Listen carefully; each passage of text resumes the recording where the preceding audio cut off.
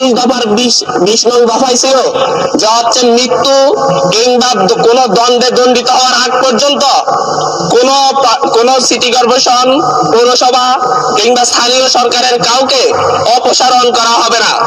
আমি বলছি বিএনপির এই 31 দফার 20 নং দফা কি বিএনপি ভুলে গিয়েছে নাকি মেজরিটি পাওয়ার, আলটিমেট মেজরিটি পাওয়ার মধ্য দিয়ে তারা আসলে আরেকটা আওয়ামী লীগ হয়ে ওঠার চেষ্টা করতেছে? বলা হয়েছে বিশেষ পরিস্থিতি অত্যাবশ্যক বিবেচনা করিলে বা জনস্বার্থে যে কোনো বা সকল পৌরসভার মেয়র বা কাউন্সিলরগণকে অপসারণ করিতে পারিবে।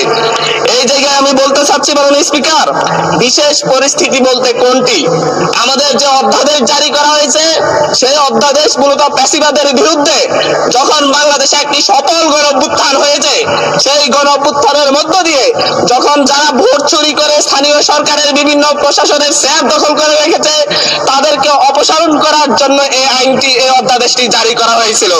বিএনপি কি বর্তমান সরকার কি বিশেষ পরিস্থিতিতে বলতে আগামীতে বিএনপি যেই পথে হাঁটছে সেই পথে আরেকটা অভ্যুত্থানের আশঙ্কা করতেছে কিনা, যে মধ্য দিয়ে মূলত আবার বিএনপি দলীয় শেয়ার জবরদখলকারী যত যে প্রার্থীরা থাকবে তাদেরকে অপসারণ করার জন্য এই আইন করা হচ্ছে কিনা?